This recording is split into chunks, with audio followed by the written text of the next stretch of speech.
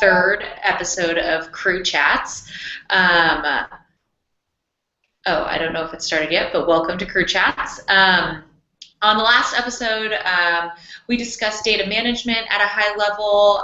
However, we kind of glossed over other topics. So we're going to talk about a few things like lead scoring and Marketo Sales Insights today. And there's only a few of us on the call today, but we'll introduce ourselves. I'm Rachel. I work for a company called Tube Mobile. I do marketing operations and growth. Let's see, my favorite typo, which is our kind of fun fact for the day. I don't really have a favorite typo, but I went to an elementary school that focused on what they called creative spelling. So I was never corrected when I was younger when I was spelling. So that posed to be problematic even now. Like when I get tired, I spell things completely off the wall. Like I'll spell the word sisters with a Y instead of an I. So that's mine. Dory. Okay, cool. Hey everyone, it's Dory, Marketing Operations and Automation Manager here at eMarketer. And my favorite typo is, this is much more of like a silly story, is there's one time I was writing an email to a bunch of important people, and somehow instead of writing, like signing off as Dory, I signed off as Dirt, and I hit send. So, yeah, good email from Dirt. And I probably won't ever do that again. I hope not. Yeah. I hope not too. I'm Sydney. I am the guest Krewe chatter for today. I am the Senior Marketing Operations Analyst at Phreesia, a healthcare IT company based in New York. I work out of our Raleigh, North Carolina office. I'm going to share my favorite typo, but I'm also going to share a favorite typo story on behalf of Joe, our fearless ghost on the call today, who is on some terrible hotel Wi-Fi that will not allow us to see him. My favorite typo is when people try to abbreviate the word analytics, and I'm just going to leave it at that in the interest of keeping this PG rated on YouTube. Joe actually has a very interesting typo story from a full funnel marketing analysis he did for a client. Joe's in consulting, and throughout the presentation that he created to show to the client, he spelled MOFU, as in middle of the funnel, as MOFO, which means something very different. Also, keeping it in the interest of G-rated. It's hard to come up with G-rated typos. Yes, it is. Yes, it is. That's what makes them fun. Because they're not PG rated, right? Their typos are funny because they're not safe for work. Exactly. Exactly. Cool. Well, now that you know who's online today, just a quick reminder, we use the hashtag Krewe Chats, KREWECHATS, which you can see in the lower thirds. And then we have our Twitter handles there as well, which we'll also include in our recap with the recording in the Marketo community. So let us know if you guys have any questions. Also, you should be able to comment, I think, on YouTube, and let us know if you have any questions, and we'll try to answer them as we go. So, as I mentioned when we first started, the last episode of Krewe Chats covered data management. I hope you guys chimed in. We got some good feedback, which was great. I kind of wish that we'd had another hour to talk about that, because that was a really great topic that people are constantly discussing. But we also kind of glossed over the lead scoring and kind of like Salesforce integration side and what it means for your sellers. So today, I think that it would be great if the 3 or 4 of us, half Joe, 3 and a half of us, can talk about lead scoring and how it works, how it can be used to fuel alerts, how we use Marketo Sales Insights, which we'll abbreviate to MSI, and how you can use that to partner with your sellers to basically have a better better line of communication and make sure that you're working together. So does one of you guys want to cover, like, what is the purpose of lead scoring? Yeah, I'll jump in here. Lead scoring can have a lot of purposes. But one of the main reasons why a lot of companies use lead score is to put an indicator on how ready someone is in their buying process, essentially. You know, any activity that a person takes can be scored. You can do, there are really two types of scoring. There's behavioral scoring and demographic scoring. So that put together can come up with an overall lead score. But behavioral scoring is exactly what it sounds like. It's a person's behaviors that they take on your website or related to your content in some kind of a way. So if they download a white paper, if they attend a webinar, if they, you know, have an in-person meeting of any kind, those sorts of things could be scored. Additionally, email activity, I wouldn't necessarily score opens, although a lot of people do. Opens are a pretty unreliable metric, but that's for another day. So activity with emails, all of these things can be given scores. And then from a demographic perspective, you can do scoring based on a person's industry or a person's job title, and essentially how that person's demographic information fits in with your potential buyer. And so that score put together can give your team an indication of how ready a person is to purchase or how likely it is that that person would end up making a purchase in the future. Yeah. There's some pretty cool stuff you can do with lead scoring. What Dory talked about is a lot of the out-of-the-box stuff you can do with Marketo, but there are lots of partners that work with Marketo data that do some more advanced lead scoring. I swear no one's paying me to say this, but Infer is actually really cool. EverString does something very similar. My last company was a customer of Infer, and they just take a lot of they take your data but append all of their data, which honestly is probably cleaner and more reliable and gives you a lot of more insight into who your customer is, how likely they are to buy. But they'll give them exactly what Dory was saying, a demographic rating and a behavior score.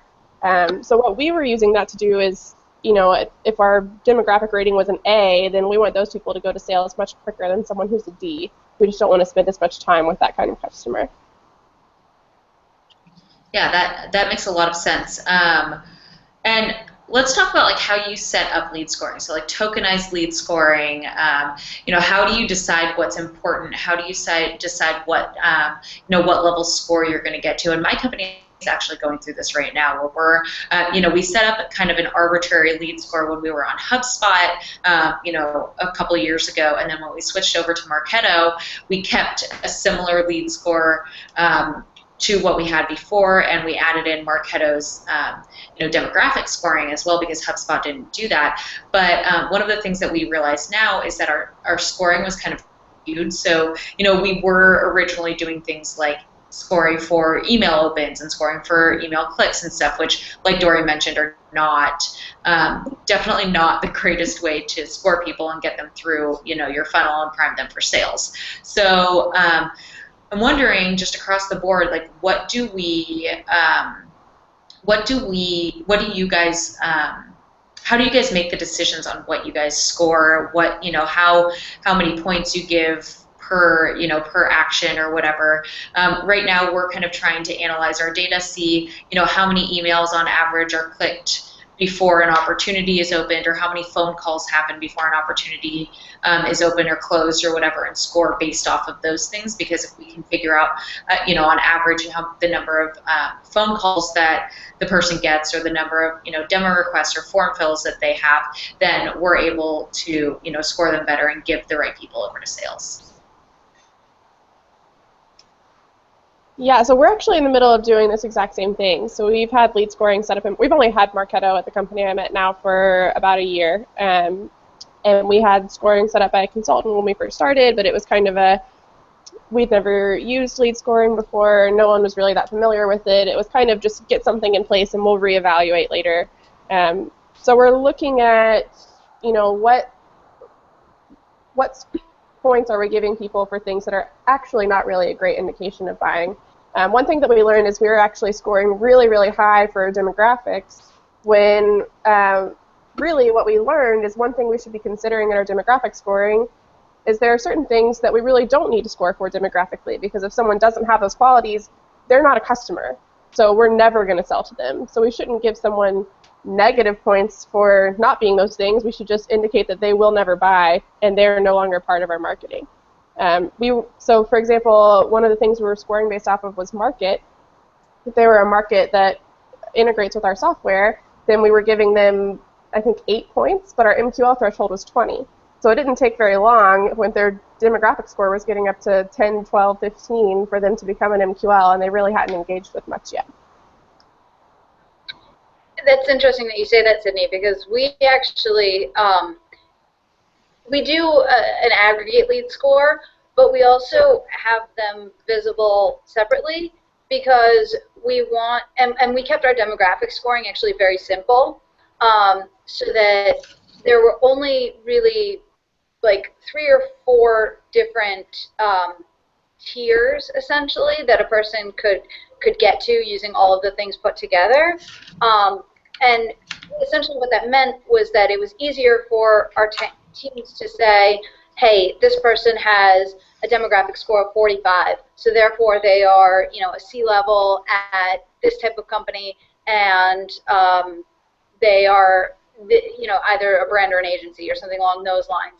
And that actually really helped our teams to be able to quickly identify, then using the behavioral score separately, you know, really looking at them as separate things as opposed to an aggregate score, because behavior is obviously one thing, whereas the demographics were a different side of things, and so they looked at them separately, and that I think has actually been more helpful for our teams. That's what. So do you just make both?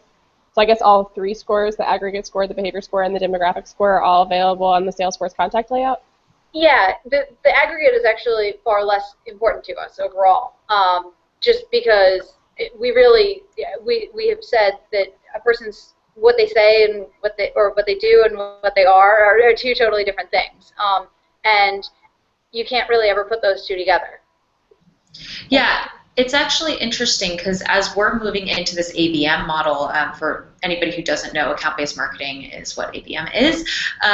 We are really changing up our lead scoring because the things that, you know, when we were doing a purely lead gen model, we really wanted to feed our inside sales team. We really wanted to give them leads to follow up with, you know, give them opportunities to close deals and stuff. We actually don't have an inside sales team anymore. So when we score people, it doesn't necessarily, they don't necessarily go anywhere because our sales team is focused on bigger clients that are already on our radar or they're already in our system. So we kind of already know who we want our client base to be, and we know what those companies are. So we're kind of shifting away from this just like feed everybody that hits that MQL level. You know, we don't feed everybody to Salesforce, and if we do, they go to the leads queue. They don't go directly to a seller, and we just have 1 or 2 people who are sourcing the, you know, that leads list because, you know, kind of like what Dory said,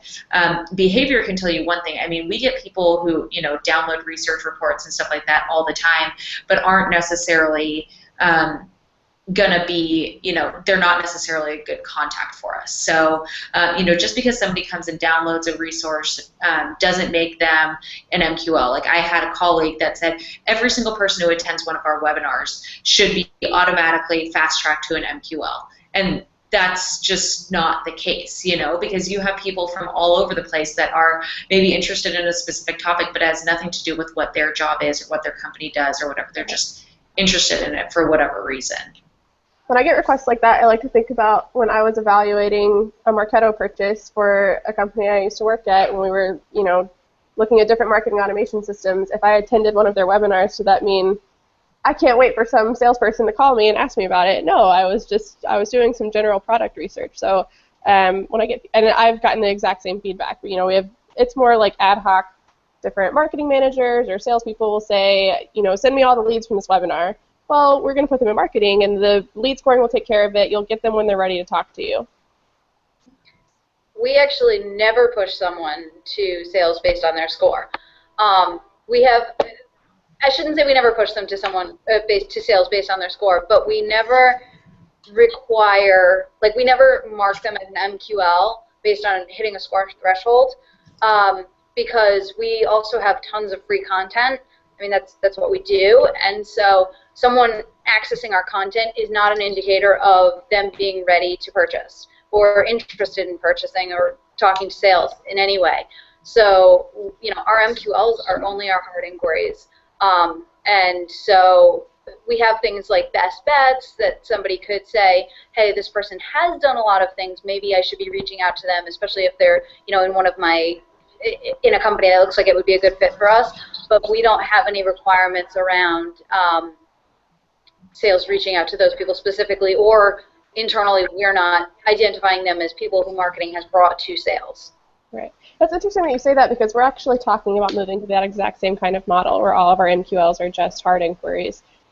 We actually have an inside sales team, so our thought is to use the best bets from Marketo Sales Insight, which would be a great segue to talking about Marketo Sales Insight. Yeah, I was just going to say that. But using that for our inside sales team, so people are still being scored, and the people that are scored highest and with the most urgency will be at the top of their bucket. Exactly. That is the model that we use.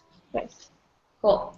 So are we all using MSI? Is that the consensus? Okay, cool. So for anybody who doesn't know, MSI is Marketo's, it helps push information to sellers beyond just like data points, it basically helps give them what are called interesting moments, and you define what an interesting moment is to your company. So if it's opening an email, which, like, once again, is not necessarily an interesting moment, but filling out a form might be an interesting moment. So there's a little section within Salesforce that your sellers can go on. For each contact or lead, they can see how that person has been engaging with content on the website. They can see what emails they've been sent, whether they've opened them or clicked them, or what have you. So that's what MSI does, and I think that since we all use it, I'm guessing we all kind of use it in a different way. I mean, I don't know how far you guys are with onboarding your sales team with Marketo Sales Insights, whether they use it or not. My team is currently onboarding our sellers with Marketo Sales Insights. So we're just starting to, as soon as we launch a product, we have a marketing approved email that goes into MSI, and then the sellers can access it within MSI, and we're just directing them there. We're not giving them that language for the email unless they go into MSI. So we're kind of like trying to force it upon them a little bit.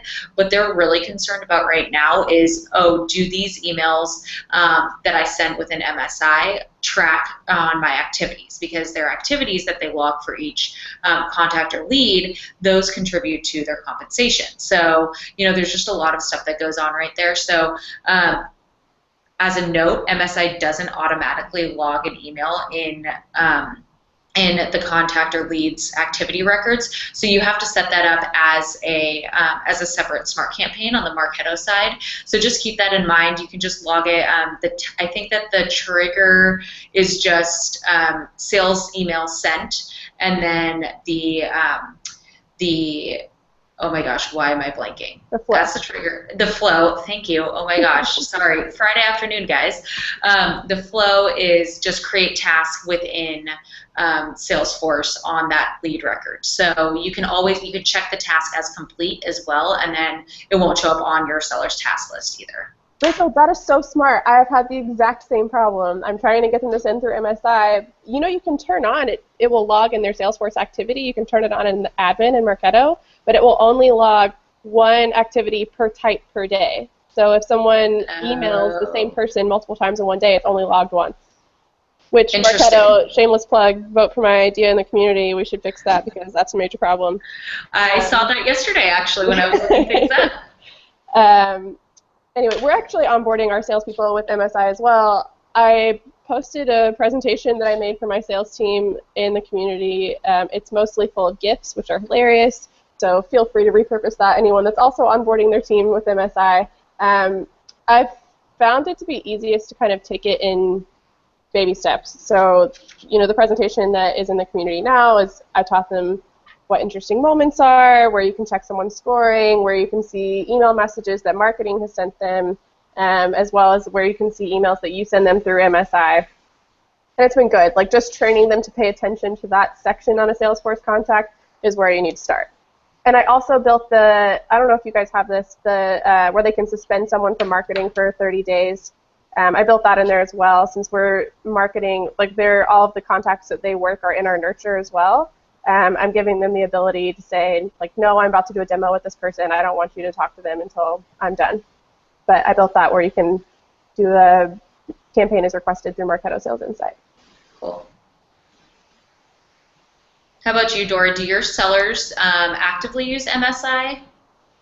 No, so they use, they'll view interesting moments, they'll look at emails that people were sent and the activities taken on those, but we don't use any templates through MSI. Yeah, I'm just going to leave it at that. I'm going to smile at that. I would love it if we did, but there are, other internal decisions. So that is not something that we're currently doing, and I don't foresee us doing it in the future. But I think that there are, we've kind of come up with some alternate ways that we are able to track activities as well that don't necessarily rely on MSI, but they do use like the interesting moments and the views of what people have been, the actions that people have been taking, the website pages they've been visiting and everything. So they are using that whole view, just not sending emails through MSI. Yeah, it's funny.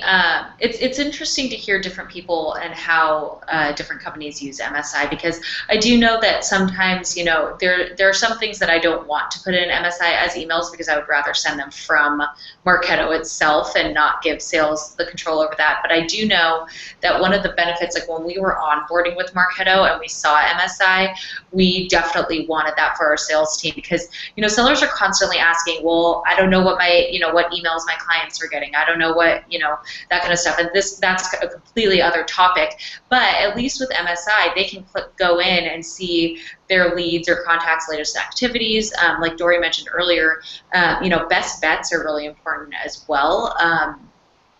Because they're able to say, oh, this person fits our profile and has been active on the website. Obviously, my company is top of mind for them, at least in some capacity. So they're a great person for me to reach out to. And that's, I use that as an example when I'm onboarding my sellers, because when I show it to them, they're like, okay, well, they're a little weary of sending the emails via Marketo just for tracking reasons, or they like more control or whatever. But definitely the part where they can see activity, like web page activity. We have a what's called programmatic TV product, and we say as long as if somebody's visiting the programmatic TV page on the website and they've visited it a few times, that's a perfect opportunity for you to follow up with them via email or via phone and say, hey, I saw that you've been on our website. I saw that you're interested in PTV. Here's a white paper that we did that might help you, dig into it a little bit further.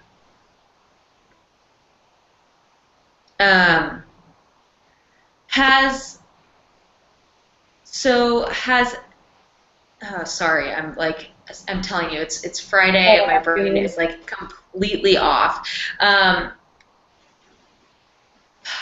I guess kind of the next question is, has MSI helped your relationship with sales? And Cindy, this might be a good question for you from a currently onboarding standpoint, and then Dory, how do you work with your sellers, and is that is it beneficial to the relationship? I think it definitely gives more transparency into what marketing's doing. A lot of times, especially if your marketing and sales teams are not very well aligned, it kind of feels like, marketing's interfering with what I'm trying to do. Marketing's just, why can't I have total control over what my contacts are seeing? So I think that giving them MSI allows them to see, okay, well, this is exactly what I'm doing. This is the content that we've communicated to the contacts that you're talking with. And this is how they responded, so they can see, okay, well, marketing sent them an email about this specific pain point, and they opened it and clicked it, so it must be something that that resonated with them, so it's something that you can bring up to them on another call. Or, if they have an interesting moment that they downloaded this specific white paper, obviously that's a pain point for them, so instead of saying, I always tell my salespeople, this is a very important part of training with MSI, to not be creepy. Don't say, hey, I saw you're on our website at 4:32 yesterday and downloaded our white paper about this.